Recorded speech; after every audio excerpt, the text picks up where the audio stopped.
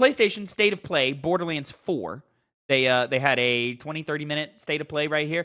And I'm not going to get everything right. They also moved up the Borderlands 4 release date. It came up 2 weeks.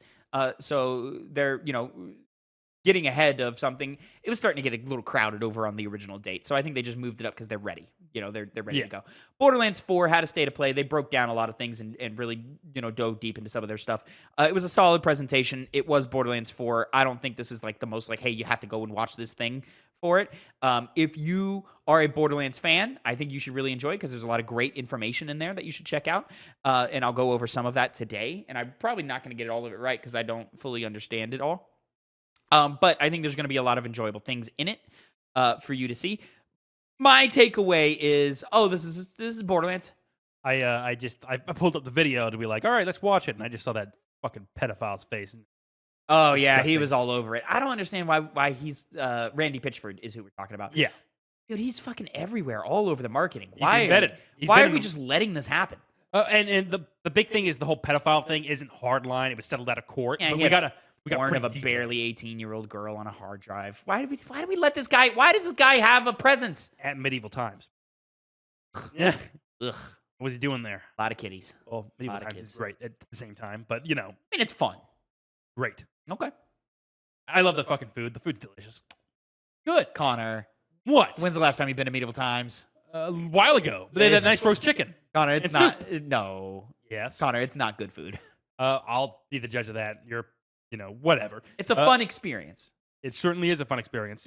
Yeah, I mean, as you were saying, this does just look like Borderlands, but it's when you get the feel of the game. Yeah. Where Borderlands really comes into its Listen, own. I think that what this did for me was tell me that this is going to be a really good Borderlands game. Yeah. And for Borderlands fans, I'm sure that's all it needs to be. They talked about, let's address writing first. They talked about, hey, they acknowledge their pitfalls in Borderlands 3. They're going to lean away from the meme culture, cringy stuff that they had in Borderlands 3. And they said, okay, feedback, heard, got it. So I'm interested to see what they do with that. And they revitalized their loot system. There was too many legendaries in Borderlands 3, which was great because it added a lot of variety and allowed the player to feel really powerful. But the problem is that it also made it to where the legendaries didn't feel special. So they're pulling way back on that to make it feel more special. And they're also, this is what was interesting to me, Connor, is they're implementing this new system with their guns where you can sort of like modify them a little bit and have different weapon parts be applied to a different gun. So, the weapon manufacturers are a big thing in the Borderlands games. Like each manufacturer specializes in a specific type of gun, right? And so that might be guns that are fully automatic, snipers, guns that have more element-based effects, guns that are more kinetic-based, et cetera, et cetera. And then what manufacturer you go to, you're going to get a different type of gun, right? This, they allowed, you can kind of modify your guns in certain ways to sort of add new effects to the guns that you really, really love. That's the kind of level of customization it seems like Borderlands was really needing. This is a smart evolution of, this is how you add on, evolve the formula, but not steer away from what fans love. Now, my understanding of it is that your base gun is still going to operate like your base gun, but you could put some fire damage on a gun that doesn't have it, or if a gun shoots 3 bullets at once, you can change that. Or if it doesn't, you can do it the other way, or this, that, and the third. And that sort of affects different things. Maybe your clips will be longer. Maybe you can turn a gun automatic or something like that. That was kind of my understanding of how that system works. I also like how I was seeing the vehicles aren't like the big, bulky cars anymore. It's like speed bikes. They're doing more of a Destiny speeder type thing with it, where you can just call it whenever and go throughout the world. They've stated that this is a full-blown open world now, as opposed to, I don't even know what you would call the formula in level, like sort of like zoned areas. Like, open, but like more zoney. This is going to be more, I guess, fully connected with biomes and so forth that you explore into it. I think that's also, and I would hope that means less loading screens, if no loading screens in it, if I understand that correctly. Bypassing those things. So. Yeah, right. Let's take advantage of the hardware that we have available here. So everything they said, as someone who really enjoys Borderlands games, I hesitate to call myself a full-blown fan of Borderlands, but I really like Borderlands. Zipline? grapple hook? Okay. Yeah, you got a little more movement abilities, more things going on. Continuing evolving and things as they go forward. They did this from 2 to 3 with a lot of like the grappling mechanics and clambering over ledges and so forth. and the slide from that happened in 3. It just seems like they're continuing to evolve the formula in a way to keep things fresh enough for fans, and to keep the interest of the fan base, which is good. You should play to your base as much as possible. They're continuing to do that. I like that. Hopefully, this means, I hope, that we are going to get a Borderlands 4 that kind of says, hey, okay, we've heard criticism of our past games. We're looking to address some of those. If you've enjoyed Borderlands but burned out, maybe this is a good time to jump back in. This turned me from someone who went, I'm good, I don't need this, to, well, okay, let me see what the reception is. And if the reception's positive, I might jump in. That's where I am at now, because I've never had I'm not burnt out because I've never been so much of a Borderlands fan. I'm kind of burnt out. You are, because you played all of them. I've played only most of them. Yeah. Or I've touched all of them, but I've played most of them. And I think there's some auxiliary. And there's some other projects in the Borderlands universe, some spin-off titles, the movie and stuff that weren't well received. You know, you look at the movie, you look at the Tales of the Borderlands 2, which was, drag out into the streets and beat to death. Tiny Tina Wonderlands was a good game, but I think, didn't blow the wheels off of anybody. And, it just kind of contributed to fatigue. I think people are fatigued with Borderlands as an IP. And I think Tales from the Borderlands 2 and the Borderlands movie really damaged the IP in a lot of really important ways. So I think people are looking for a reason to hate Borderlands, and the creators certainly aren't. Randy Pitchford's certainly not doing them any favors. But I think core Borderlands numbered titles, you've seen a consistent climb in quality overall. There's things you can nitpick and tear apart, right? The writing in 3, but the 3 has the best gameplay. And then they've also overhauled their upgrade system. I think it's more of like an upgrade web now.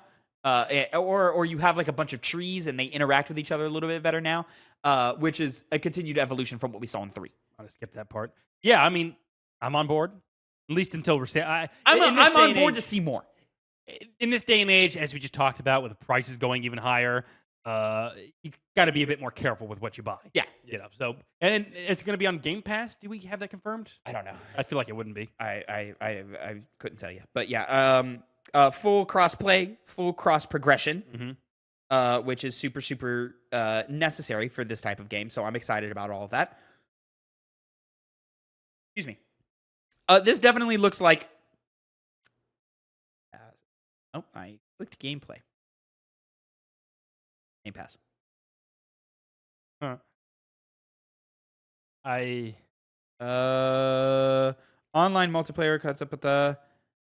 As for now, there has been no official confirmation that Borderlands 4 will launch on Xbox Game Pass. And I think with Gearbox, I think they may want to try and get as much 2K. money out of it as possible, and just 2K. Yeah. Gearbox is the developer. Yeah. 2K decides this stuff. Yeah. So as someone who's pretty burnt out on Borderlands, I think they've done enough in the messaging, in the marketing so far to say, hey, we're all... And also, the characters look interesting. They haven't really dove deep into the character builds or anything. They highlighted 2 of them this time, but they didn't really go super deep into how that character plays or works. It was just kind of some like surface level stuff. Yeah. I mean, they look like Borderlands characters, but that's one thing that I think 3 just kind of did okay on, is the characters in that. These ones look like interesting Borderlands characters to play as. So yeah, I think we're probably going to get the best Borderlands of the franchise with Borderlands 4. But is it enough? Is the thing. Is it going to be good enough to really not set the world on fire, but to make the fan base happy and to bring in gamers who have flirted with the franchise in the past into this one? I'm hopeful. I am too. Hey, I'm already looking forward to it now. So yeah. From no interest to interest. That was a good thing. That's where I am. I think they always had, Phil is a big Borderlands guy. They always had his money, right? Yeah. And for, good reason. I think the Borderlands games are quality games.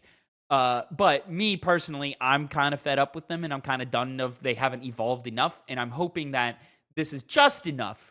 They're doing just enough to keep me going. They're not, impressing me. They're not blowing me away, but they're doing just enough to make me go, to know what Borderlands is and go, oh, you know what? It would be nice to have a grappling hook for those times where I don't know where to go.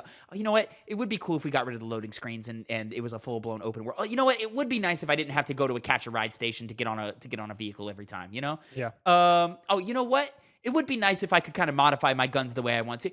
Like, it's enough to make me go, all right, well, fuck it. You know, like You're playing around with enough stuff to make me go, to all engage right, me. let me see what you're doing here. Again, if it comes out and critical reception isn't what I need it to be, and I'm not saying 10s out of 10s across the board, but if it's enough 8s, and if the messaging from the reception is, if the reception of the game is, hey, if you're bored or if you're burnt out of Borderlands and that formula, this one does enough to re-energize it. That's enough for me.